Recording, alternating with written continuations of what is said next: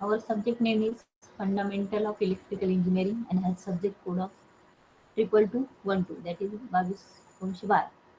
Then in this there are basically six topics or units.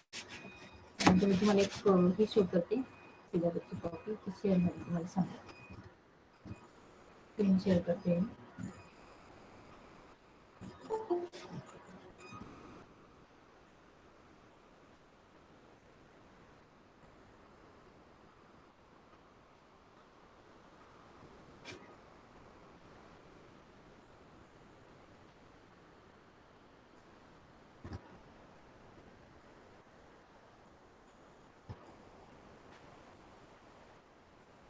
Screen share वाली participant screen दिसते सर्वांना.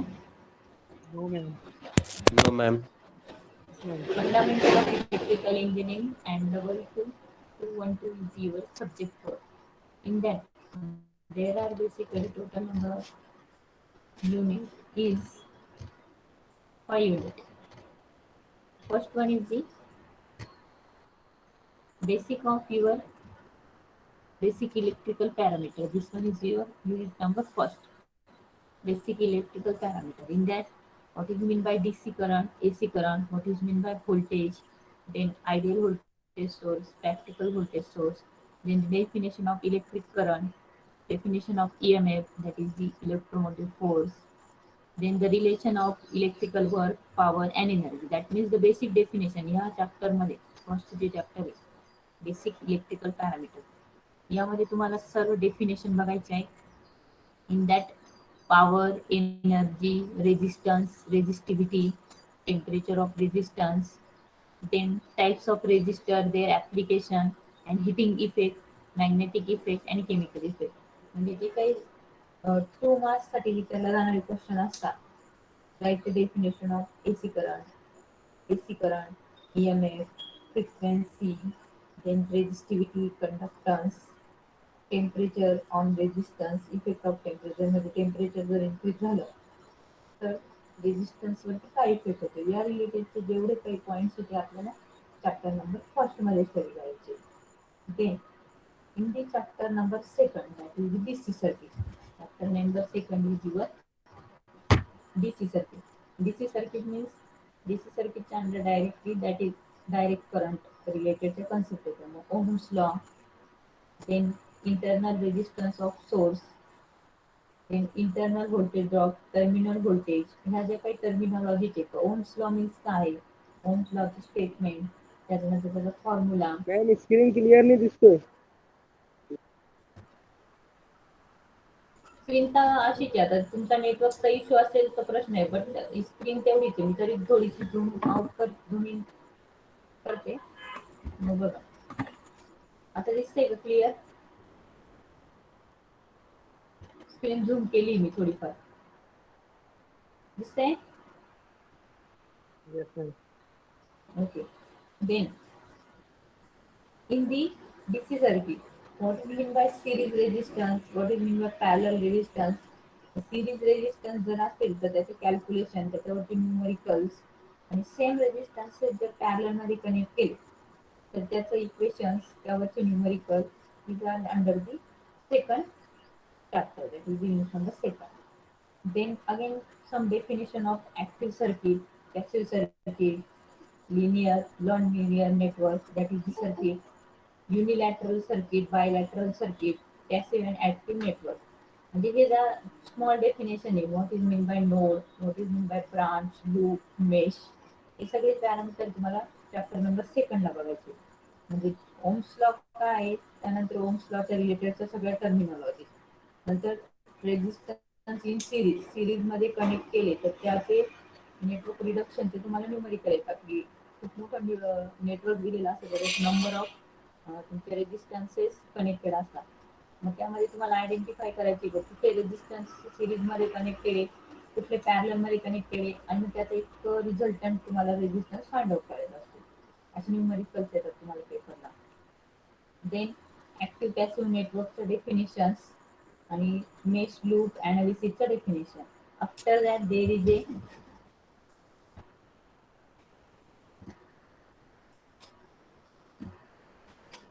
Kirchhoff's law and Kirchhoff's लॉचे दोन law statements आहेत, Kirchhoff's current law and Kirchhoff voltage law. That is the KCL and KVL. What do you mean by KCL? That is the incoming current is equal to outgoing current. म्हणजे इनकमिंगला जो येणारा current आहे त्याची algebraic sum is equal to आउटगोईंगचा जो काही current आहे त्यांची अल्जेब्रिक सम. असं त्या लॉचं स्टेटमेंट ह्या टाईपचं तुम्हाला लॉचं काही डायग्राम असेल ती त्यानंतर त्या लॉचं स्टेटमेंट हे चॅप्टर नंबर सेकंड मध्ये. That is the DC circuit. Then in chapter number third is the capacitor. कॅपॅसिटरच्या रिलेटेडचे सगळे तुम्हाला पॉईंट्स आहे. First one, what is mean by capacitor. Parallel plate capacitor, दोन पॅरलल प्लेटला जर आपण इलेक्ट्रिक सप्लाय दिला तर तिथे कॅपॅसिटन्स कसा डेव्हलप होतो, मग त्याचे डेरिवेशन्स आहे काही. मग व्हेरियस कनेक्शन ऑफ कॅपॅसिटर. कॅपॅसिटरचे डायइलेक्ट्रिक मटेरियल यूज करून त्याच्यामधले जो काही मटेरियल असतो प्लेट्सच्या मध्ये त्याचे डिफरंट डिफरंट कनेक्शन असतात. त्याच्यावरनं तुम्हाला आयडेंटिफाय करायचं असतं कुठल्या टाईप्सचं ते कॅपॅसिटर आहे. Then energy stored in capacitor एक डेरिवेशन आहे. एनर्जी स्टोर्ड इन कॅपॅसिटर ते डेरिवेशन तुम्हाला स्टडी करायचं आहे. Then charging and discharging of capacitor. Charging means काय आहे, त्याच्यामध्ये टाइम कॉन्स्टंट पॅरामीटर येतो तो काय. नंतर डिस्चार्जिंगचं पण एक कन्सेप्ट आहे, त्यामध्ये पण टाइम कॉन्स्टंट येतो. Then breakdown voltage and dielectric strength. What is mean by breakdown voltage. एखादा सबस्टन्स आहे म्हणजे इन्सुलेटिंग मटेरियल आहे त्याला तुम्ही व्होल्टेज प्रोव्हाइड केला आणि त्याचं ब्रेकडाऊन झालं तर त्या व्होल्टेजला आपण ब्रेकडाऊन व्होल्टेज म्हणतो. तर ती काय कन्सेप्ट आहे. त्यानंतर dielectric strength means what. Then types of capacitor आणि ऍप्लिकेशन मीन्स कॅपॅसिटर रिलेटेड जेवढे काही पॉईंट्स आहेत ते तुम्हाला चॅप्टर नंबर थर्ड मध्ये स्टडी करायचे. Then chapter number 4 is the magnetic circuit. It is a very simple chapter. Magnetic circuit related terms म्हणजे what is mean by flux. Magnetic force म्हणजे flux असतात. Your magnetic lines of force is nothing but your flux. Flux density means what? Flux intensity means काय, त्याचं definitions आहे. त्याच्यानंतर EMF definition, ampere turn means what, reluctance means what, permeability, resistivity. जसे electrical circuit मध्ये आपण EMF त्यानंतर resistance, conductance ह्या ज्या डेफिनेशन स्टडी करणार त्याच्या रिव्हर्स तुम्हाला या मॅग्नेटिक सर्किट मध्ये स्टडी करायचे. What is mean by your ampere turns, नंतर reluctance means what, permeance means what, reluctivity. तर हे सगळे पॅरामीटर मॅग्नेटिक सर्किट मध्ये स्टडी करायचे. Then magnetic circuit, that is a series magnetic circuit and parallel. जसे तुम्ही resistances in parallel and resistances in series ही concept first चॅप्टरला जी स्टडी करणार आहे त्याच्याच अपोजिट इथे मॅग्नेटिक सर्किटला फक्त magnetic circuit in series and parallel magnetic circuit त्याचं तुम्हाला स्टडी करायचं. त्यानंतर BH curve, that is the magnetization curve. What is mean by BH curve and magnetization curve त्याचं तुम्हाला बघायची स्टडी. नंतर hysteresis loop, application of hysteresis loop. BH कर्वची theory जर समजली तर त्यावरनं आपल्याला हिस्टेरिसिस लूपची थेरी पण इझिली अंडरस्टँड होते. तर these are all about the chapter number 4, that is the magnetic circuit. Then chapter number 5 is the electromagnetic induction. Electromagnetic induction means काय, जे तुमचे ट्रान्सफॉर्मरचं वर्किंग प्रिन्सिपल ह्या इलेक्ट्रोमॅग्नेटिक इंडक्शनवर डिपेंड आहे. मग त्यात तुम्हाला लॉज येणार आहे. सगळ्यात पहिला लॉज आहे तुमचा Faraday's law of electromagnetic induction. तुमच्या फॅरेडेच्या लॉच्या अकॉर्डिंगली EMF कसा इंड्यूस होतो त्याची कन्सेप्ट बघायची. नंतर EMF इंड्यूस होण्याच्या दोन मेथड आहे, स्टॅटिकली अँड डायनॅमिकली. म्हणजे जे काही व्होल्टेज एखाद्या मॅग्नेटिक सर्किट मध्ये इंड्यूस होतं तर ते स्टॅटिकली इंड्यूस होतं आणि सेकंडली डायनॅमिकली. तर what is mean by statically induce EMF and dynamically induce EMF. Then Lenz's law and Fleming right hand rule. हे पण दोन लॉज बघायचे. जसं तुमचं फॅरेडेचा लॉ आहे, Faraday's law of electromagnetic induction, तसंच तुमचा हा Lenz law and Fleming right hand rule. Then inductance, that is self inductance and mutual inductance.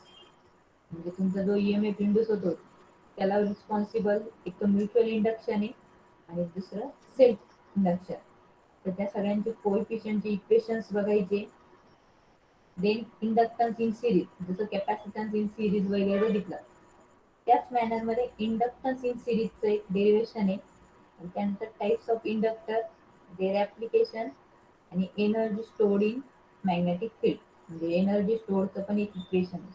तर एवढे सगळे पॅरामीटर तुम्हाला चॅप्टर नंबर 5 मध्ये बघायचे. It is a very simple, म्हणजे जे काही तुम्हाला सगळं बेसिक बेसिक दिलेलं आहे की मॅग्नेटिक सर्किट त्याच्या रिलेटेडचं बेसिक, इलेक्ट्रोमॅग्नेटिक इंडक्शन त्याच्या रिलेटेडचं बेसिक, हे सगळे पॅरामीटर तुम्हाला फंडामेंटल ऑफ इलेक्ट्रिकल इंजिनिअरिंग मध्ये स्टडी. त्यानंतर मी तुम्हाला वॅटेज किती आहे कोणत्या कोणत्या चॅप्टरचं, सगळ्यात जास्त स्टडी कुठल्या चॅप्टरचा करायचा, कारण पेपर हा डिझाईन होताना अकॉर्डिंग टू युअर मार्क्स असा डिझाईन होतो. चॅप्टर वाईज जेवढं वॅटेज असेल तेवढे क्वेश्चन त्या चॅप्टरवरती येतात. त्याच्यामध्ये इथे डिस्ट्रीब्युशन दिलं बघा. फर्स्ट बेसिक इलेक्ट्रिकल पॅरामीटर 12 मार्क्सला विचारला जाणारा चॅप्टर इथे दिसते बघ.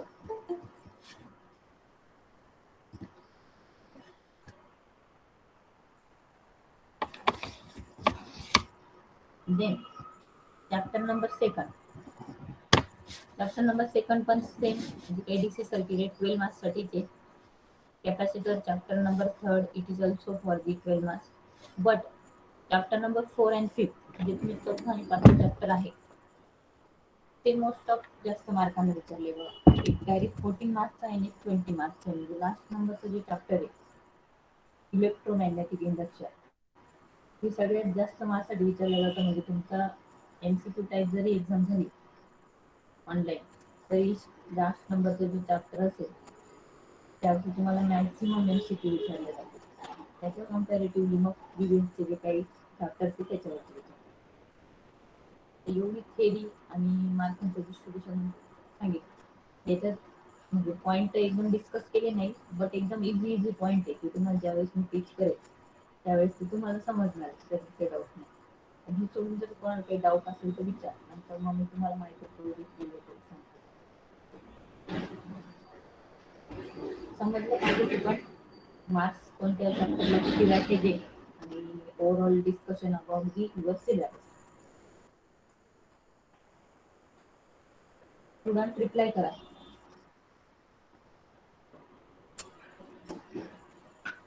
आणि समजलं का? Yes ma'am.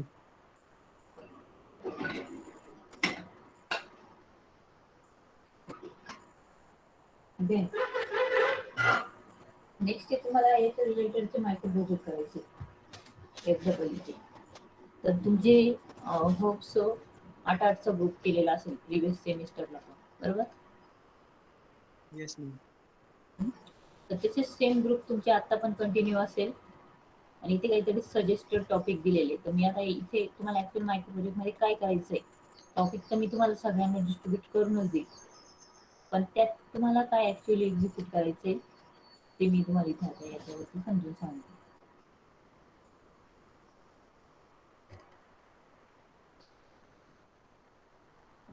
First one, types of electrical equipment. Prepared a chart showing the real life example indicating the various type of electrical equipment.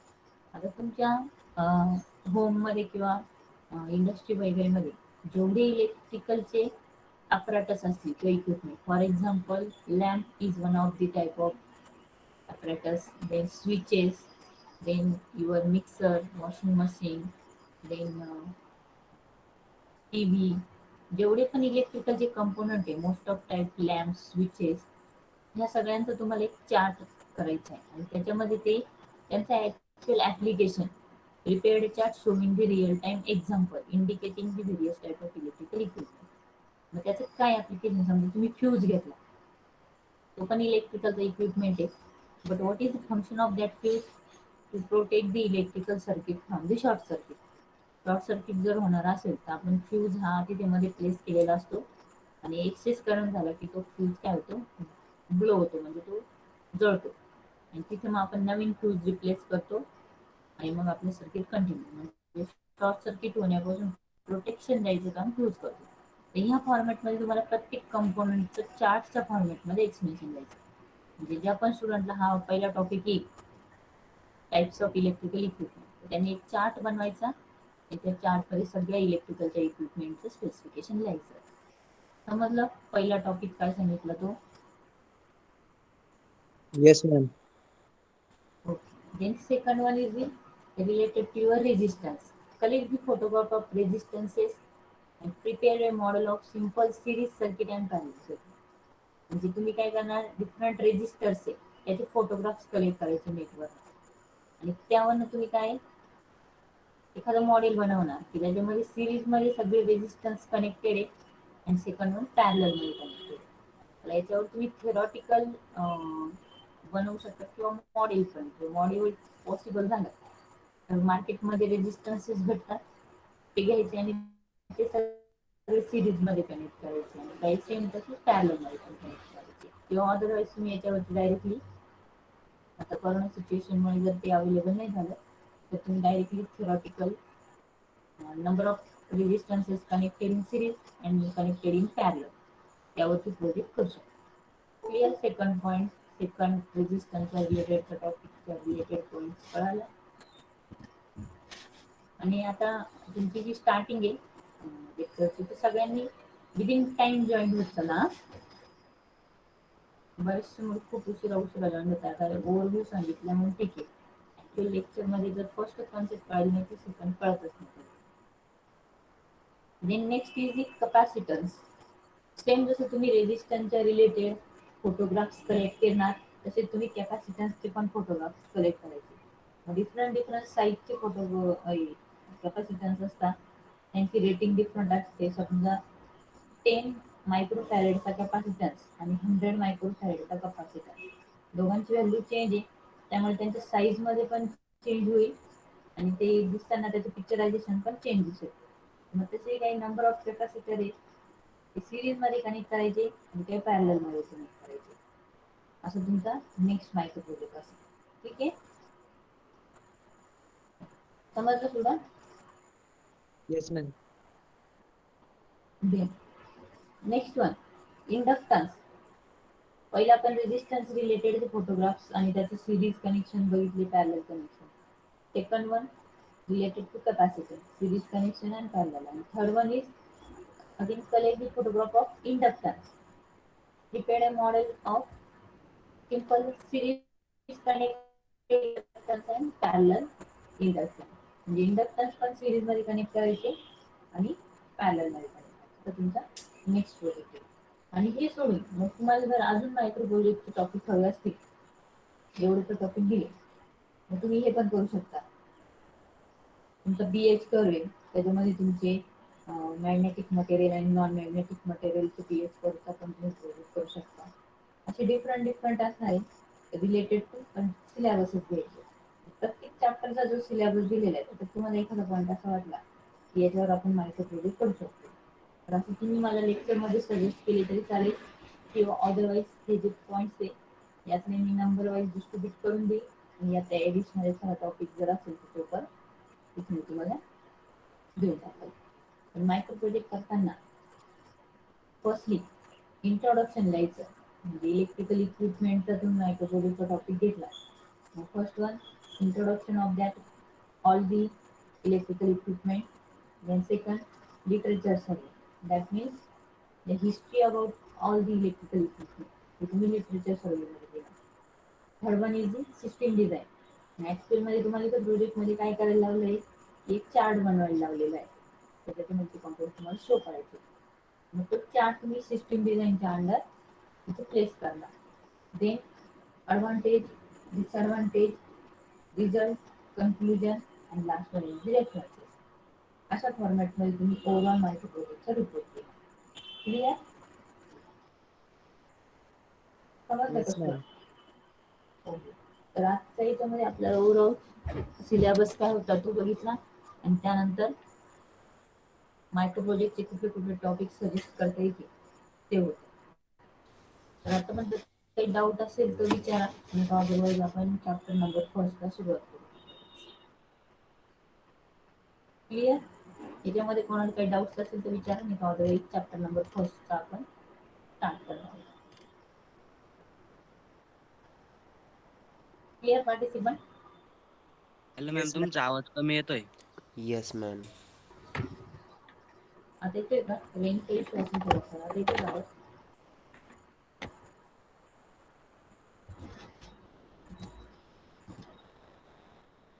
आता येतोय आवाज? Yes ma'am. Then our chapter number first is the basic electrical parameter. Then first one is the DC current and the alternating current. पहिले तुमची जी काही concept आहे. So what is meant by DC? That is the direct current and the alternating current. आणि तुम्हाला एक diagram show करते. त्यामुळे तुम्हाला ते clear होईल. What is meant by DC current? That is the direct current and alternating current.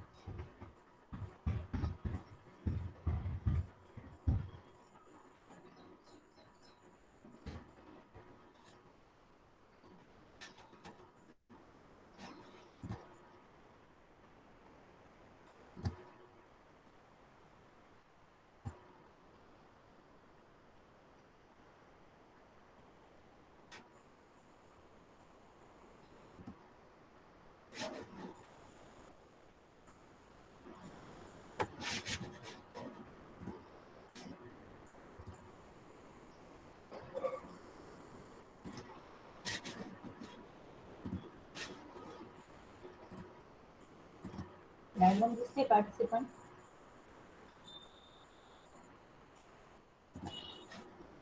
Diagram दिसते का सर्वांना? No ma'am. No ma'am. Yes, ma'am. आता दिसते ma'am. Okay, listen carefully. This first waveform is the alternating current, and second waveform is for the direct current. Alternating current is nothing but the quantity which changes its magnitude and polarity. Magnitude means काय? हा पीक to पीक दिसतंय, म्हणजे इथे पण change होतोय, इकडे पण change होतोय. आणि पोलॅरिटी मीन्स काय? This one is the positive half cycle and this one is the negative half cycle. The quantity which changes its magnitude and polarity with respect to time is called as a alternating quantity. म्हणजे magnitude पण change होतंय, म्हणजे इकडे 1 2 3 4 5, suppose इथे 5 आहे तुमचा, म्हणजे 1 पासून 5 पर्यंत मॅग्नेट्यूड पण चेंज होतंय. आणि पॉझिटिव्ह मध्ये पण ती वेव्ह फॉर्म रोटेट होते आणि निगेटिव्ह मध्ये पण. वरचं पॉझिटिव्ह हाफ सायकल आणि lower one is the negative half cycle. Definition काय? The quantity which changes its magnitude, म्हणजे त्याचं magnitude and polarity positive and this one negative. The quantity which changes its magnitude and polarity with respect to time. टाइमच्या with respective मध्ये जी wave form change होते त्याला आपण काय म्हणतो? As alternating current. कळालं का स्टुडंट? समजलं? Alternating current means yes ma'am. Okay. आणि सेकंड डायग्राम मध्ये बघा, the quantity which does not change its magnitude. Magnitude मध्ये काही चेंज होतोय का? पहिले 0, मग 2, मग 3, मग 4 असं नाही झालं. डायरेक्ट इथं काहीतरी 5 एम्पियर असेल आणि तिथपासून वेव्ह फॉर्म स्टार्ट झालेली. मग काय? The quantity which does not change it's magnitude. Magnitude पण चेंज होत नाही, कुठेच खाली वरती जात नाही असं स्ट्रेट लाईन मध्ये. आणि एकाच याच्यामध्ये म्हणजे पॉझिटिव्ह पोलॅरिटीला निगेटिव्ह साईड वेव्ह आलीच नाही.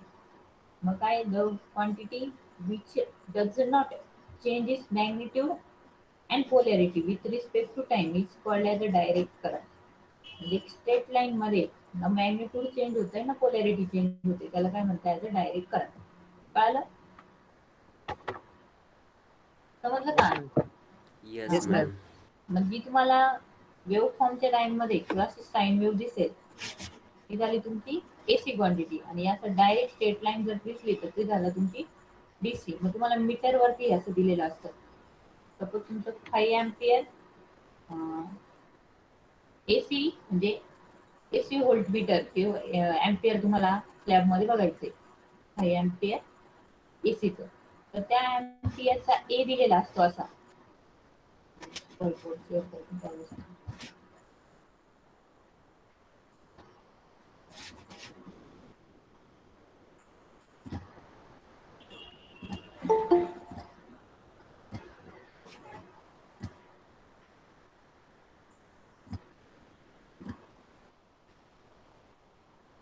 व्हाईट बोर्ड दिसतोय का सांगा.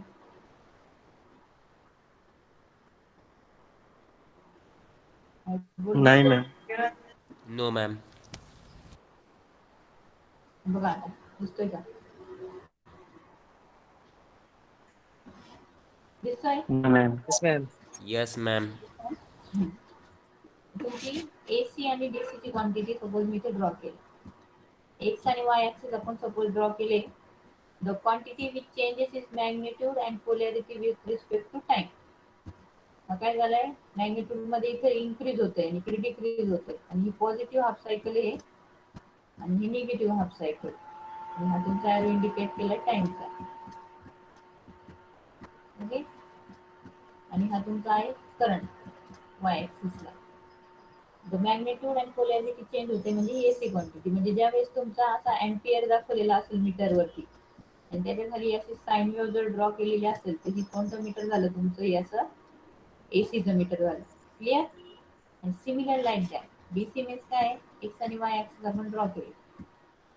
इथे टाइम आहे एक्स ऍक्सिसला आणि वाय ऍक्सिसला तुमचा करंट आहे.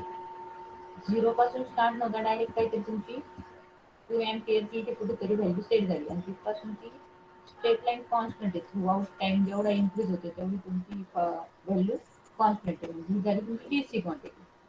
मग एम्पियर मीटरचा ए इंडिकेट केलेला आहे. ज्याच्या खाली जर अशी स्ट्रेट लाईन असेल तर ते झालं तुमचं डीसीचं मीटर. क्लिअर. कसे आयडेंटिफाय करायचे मीटर, समजले का?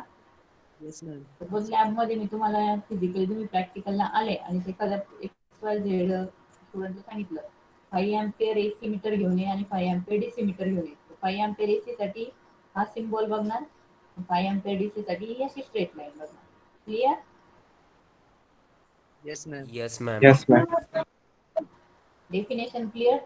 या सेम डेफिनेशन पेपरला विचारलं जातं. Magnitude and polarity changes with respect to time is AC and does not changes with respect to, that is magnitude and polarity with respect to time is DC. Clear. समजलं का student? Yes, ma'am. Okay. Then our next topic is the voltage source and current source, that is the ideal and practical. What is mean by ideal voltage source and what is mean by practical voltage source, and ते same current साठी. Voltage source म्हणजे जो voltage provide करतो आणि current source म्हणजे जो करंटला आपण इंडिकेट करतो. त्याची थिअरी म्हणजे त्याची पण आयडियल आणि प्रॅक्टिकल असे दोन टाइप्स आहेत.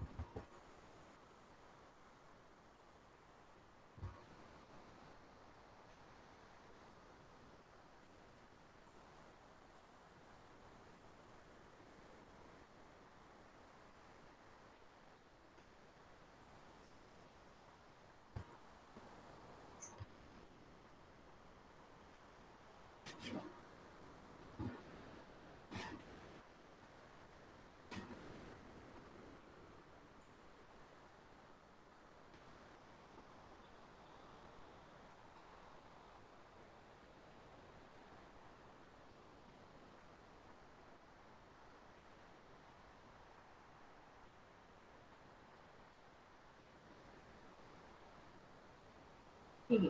आता एक डायग्राम शो करते मी तुम्हाला, त्यामुळे तुम्हाला आयडिया म्हणजे क्लिअर होईल.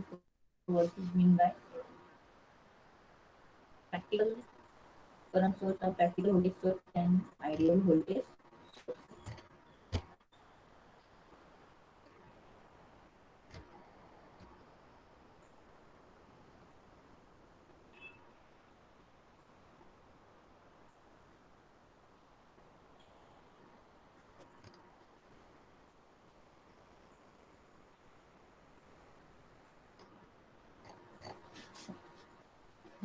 स्क्रीन शेअर करते, ती दिसते तुम्हाला सांगते.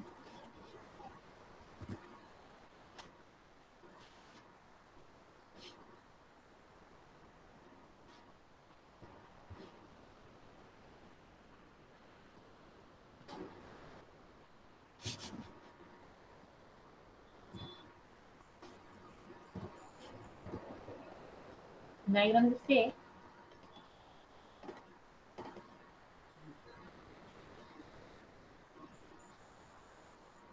Participant Yes, screen ma'am. दिसते का माझी? ओके. करंट सोर्स मीन्स काय? करंटला आपण इंडिकेट करतो थ्रू ए सम सिम्बॉल्स. एका सिम्बॉल्सने आपण त्याला इंडिकेट करतोय. मग आयडियल करंट सोर्स मीन्स काय? There is a two terminal circuit element. म्हणजे डायग्राम मध्ये दिसते बघा इथे ए अँड बी असे दोन टर्मिनल दिले सर्किटला आणि सिंपल ॲरो दाखवलाय तो करंटला शो करतोय. This one mean there is no any resistance present.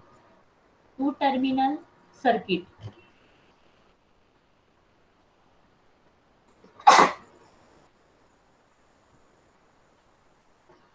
An ideal current source is a two-terminal circuit element which supplies the same current to the any load resistance connected across this terminal.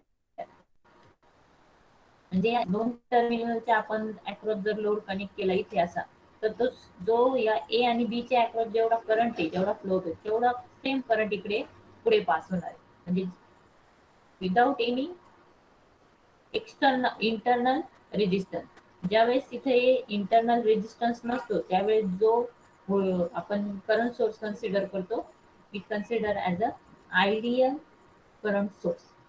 But याच्या opposite जर बघितलं practical voltage source, तर practical voltage सोर्सची diagram दिलेली. Ideal current सोर्सची जर तुम्ही diagram draw केली वेव्ह फॉर्म, तर टाइम्स एक्स ऍक्सिसला घेतला आणि वाय ऍक्सिसला जर तुम्ही करंट घेतला, तर तो आयडियली डायरेक्ट म्हणजे जेवढी व्हॅल्यू ह्या पॉइंटला इथे दिसते तीच तुम्ही लोडच्या अक्रॉस तेवढीच्या तेवढी व्हॅल्यू डायरेक्टली कॉन्स्टंट देतो. But in practical voltage source there is a one parallel resistance connected across the current. म्हणजे करंटला पॅरलल मध्ये एक रेजिस्टन्स कनेक्ट असतो आणि ज्यावेळेस हे असं कॉम्बिनेशन ऑप्टेन होतं त्यावेळेस त्याला आपण म्हणतो प्रॅक्टिकल करंट सोर्स. म्हणजे आयडियली कुठलाच असा एखादा सोर्स नसतो करंट सोर्स का ज्याला इंटरनल रेजिस्टन्स नसतो. इंटरनल रेजिस्टन्स हा असतो, बट करंट सोर्स जर आपण कन्सिडर केला तर तो ऑलवेज पॅरलल मध्ये त्याला त्याचा इंटरनल रेजिस्टन्स कनेक्टेड असतो. पॅरलल प्रॅक्टिकल करंट सोर्स आला की करंट सोर्सच्या पॅरलल मध्ये रेजिस्टन्स ड्रॉ करायचा आणि आयडियल करंट सोर्स आला की हा जो काही रेजिस्टन्स आहे तो ऍबसेंट असतो. मग या रेजिस्टन्स मुळे काय होतं की इथे काहीतरी व्होल्टेज ड्रॉप डेव्हलप होतो. म्हणजे यामध्ये करंट फ्लो होतो आणि याचा रेजिस्टन्स तो V is equal to I R असं तुमचं ओम्स लॉचं इक्वेशन. इथे ड्रॉप होतो म्हणून ही डायग्राम काय होते, समवॉट त्याच्यामध्ये डिक्रीज होते. लॉस झाल्यामुळे काय होतं, हा टोटल करंट इथे जेवढा ह्या दोन टर्मिनलच्या अक्रॉस आहे तो पूर्णची पूर्ण आपण इथे मेजर केला तर भेटणार नाही. का तर या रेजिस्टन्समुळे तिथे काहीतरी ड्रॉप होतो आणि त्याची व्हॅल्यू काय होते, डिक्रीज होते. म्हणून ग्राफ मध्ये असं शो केलंय तर इथे वरती डॉटेड लाईन दिलेली, पण एवढा हा जो काही पार्ट आलेला आहे हा काय झाला लॉस मध्ये कन्वर्ट झालेला आहे. That is the practical voltage source is nothing but definition काय येईल मग दिले बघा definition. Practical current source is represented as an ideal current source connected with the resistance in parallel. म्हणजे ज्या आयडियल व्होल्टेज सोर्सला पॅरलल मध्ये रेजिस्टन्स कनेक्ट असतो त्याला आपण काय म्हणतो, as a practical current source. जर हा रेजिस्टन्स ऍबसेंट असता तर it is nothing but your ideal current source. But when this resistance is connected in parallel with this current source, then it is called as a practical current source. Clear? दोघांमधला difference कळाला का ideal मध्ये आणि practical मध्ये? Yes, ma'am. Then it is similarly applicable to ideal voltage source and practical voltage source. Difference काय आहे, करंटला resistance हा पॅरलल मध्ये कनेक्ट असतो आणि व्होल्टेज सोर्सला तो नेहमी सिरीज मध्ये कनेक्ट असतो. तेव्हा तुम्ही इथे डायग्राम शेअर करते बघा. हा तुमचा कसला सिम्बॉल आहे? As a ideal voltage source. ज्या व्होल्टेज सोर्स मध्ये इंटरनल रेजिस्टन्स ऍबसेंट आहे, त्यामुळे जेवढं आपण या दोन टर्मिनलच्या अक्रॉस व्होल्टेज मेजर करणार आणि इथे एखादा लोड कनेक्ट केला आणि ते व्होल्टेज मेजर केलं तर ते सेमच भेटणार आहे. म्हणजे तिथे कुठेच असं काही ड्रॉप वगैरे होणार नाही. That means ideal voltage source has a constant value. Then in practical voltage source there is an internal resistance which is connected in series with your voltage source. हा व्होल्टेज सोर्स आहे, त्याच्या series मध्ये हा त्याचा internal resistance connected आणि त्यामुळे काय होईल, तर इथे आय इंटू आर असा व्होल्टेज ड्रॉप डेव्हलप होईल आणि तो व्होल्टेज ड्रॉप मग हा इथे डिक्रीज मध्ये आपण इंडिकेट केला. म्हणजे ही जी कॉन्स्टंटची व्हॅल्यू येणार होती तर ही या रेजिस्टन्स मुळे काय होते, ती कमी होते. मग हा तुमचा झाला ideal practical voltage source. Clear? Ma'am practical voltage source आला तर काय लक्षात ठेवायचं, one resistance in series with your voltage source. आणि जर आयडियल वर्ड आला तर हा रेजिस्टन्स काय होणार आहे, डायरेक्टली इथनं डिस्कनेक्ट होणार. कळालं? समजलं का? मॅम एकदा परत सांगा ना डिफरन्स. अरे वन ओके ठीक आहे, मी आता तुम्हाला व्हाईट बोर्ड वरती ते शेअर करून सांगते काय actual काय.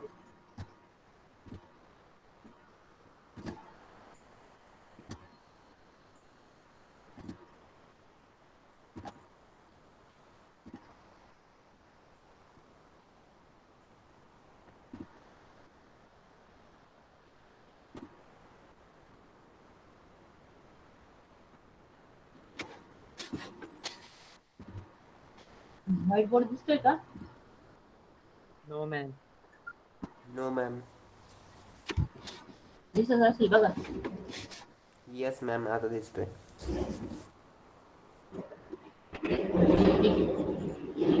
पहिले आपण करंट सोर्स रिलेटेड घेऊ. ज्या केसमध्ये तुमचा सपोज फक्त असं सिंगल सोर्स दाखवलाय, त्याला दोन टर्मिनल दिले आणि हा त्याच्यामधून फ्लो होणारा करंटची डायरेक्शन शो केलेली. तर हा या केसमध्ये ज्यावेळेस तुमची डायग्राम असेल त्यावेळेस तो आला तुमचा आयडियल. म्हणजे कुठेच त्याला रेजिस्टन्स कनेक्ट नाही, कुठला ड्रॉप होणार नाही. जेवढं व्होल्टेज जेवढा करंट इथे मेजर करू आणि त्यानंतर त्याला जर आपण इकडे असा एखादा सोर्स लावला, लोड लावला, इकडे लोडचं कनेक्शन दिलं आणि इथे या लोड मधून फ्लो होणारा करंट जरी आपण मेजर केला तर तो आयडियल कंडिशनला इथे जर 5 एम्पियर असेल तर इकडे पण 5 एम्पियरच मेजर होणार. ही झाली आयडियलची कंडिशन. समजलं आयडियलचा डिफरन्स काय? इथे कुठेच लॉस होत नाही करंटचा. जेवढा इथून फ्लो होतोय तोच या लोडच्या मधून पण फ्लो होणार. ही झाली तुमची आयडियल कंडिशन. क्लिअर? येस समजलं मॅम. का? Then Yes, ma'am. प्रॅक्टिकल मध्ये काय होईल, तर हा जो आपण करंट सोर्स ड्रॉ केलाय, हा काय केलाय, करंट सोर्स ड्रॉ केलाय. या करंट सोर्सच्या पॅरलल मध्ये आपण ऑलवेज रेजिस्टन्स कनेक्ट करतो, तेव्हा तो प्रॅक्टिकल मध्ये कन्वर्ट होतो. हा रेजिस्टन्स इकडे मी ड्रॉ केला आणि त्यानंतर आपण पुढे जर समजा इथे एखादा लोड कनेक्ट केला सर्किट मध्ये आणि हा करंट आपण फ्लो केला, म्हणजे इथे 5 एम्पियरचा करंट आहे, तो मेजर झाला या दोन टर्मिनलच्या अक्रॉस. त्यानंतर तो पास झाला, इकडे काहीतरी या रेजिस्टन्स मुळे इथे काय होईल, ड्रॉप होईल. ड्रॉपचं इक्वेशन काय असतं, V is equal to I into R. हे तुमचं ड्रॉपचं इक्वेशन असतं. मग इथे काहीतरी तो लॉस होणार आणि मग इथं काही जो एम्पियरचा जो काही करंट आहे तो आपल्याला कमी भेटणार. म्हणून आपण ती डायग्राम आहे ती तुमची वेव्ह फॉर्म अशी झाली होती बघा. एक्स आणि वाय ऍक्सिस काढलेले होते, इथे डॉटेड लाईन इंडिकेट केलेल्या होत्या जी आपण आयडियल व्हॅल्यू येणार होती, पण ह्या रेजिस्टन्स मुळे ती आयडियल न येता ती काहीतरी डिक्रीजिंग मॅनरला येणार. म्हणून असा कर्व तुमचा शिफ्ट झाला. It is related to ideal current आणि प्रॅक्टिकल करंट. हे समजलं की एवढं? Yes, ma'am. त्यानंतर आता व्होल्टेज सोर्सचं बघूया. सेम व्होल्टेज सोर्सला काय, एक व्होल्टेज सोर्स व्ही, तो डिनोट केलाय, त्याला दोन टर्मिनल आहे आणि ज्यावेळेस त्याच्यासोबत कुठलाच रेजिस्टन्स कनेक्ट नाहीये तर याच्या अक्रॉसचं जेवढं व्होल्टेज आहे ए आणि ह्या बीच्या अक्रॉस, तेवढंच आपल्याला या लोडच्या अक्रॉस पण भेटेल. आपण इथं जर लोड कनेक्ट केला तर जी कन्सेप्ट कशाच्या अंडर आली आहे, ideal voltage source. But in practical voltage source draw केला आहे आणि त्याच्या सिरीज मध्ये आपण एक रेजिस्टन्स कनेक्ट केला. इथे बघा, सिरीज मध्ये रेजिस्टन्स कनेक्ट केलाय आणि त्यानंतर मग आपण एखादा लोड कनेक्ट केला सर्किट मध्ये या दोन टर्मिनलच्या अक्रॉस. इथं जर लोड कनेक्ट केला तर त्याचा इफेक्ट काय होणार, तर हा जो तुमचा रेजिस्टन्स इंडिकेट केलेला आहे इथे इथे काहीतरी व्होल्टेजचा ड्रॉप होणार आणि हे ऍक्च्युअल पेक्षा कमी भेटणार. म्हणून हा कन्सिडर होतो as a practical voltage source. In practical voltage source, resistance is connected in series with your voltage source. Clear? Yes, समजलं का? ma'am. Yes, ma'am. Okay.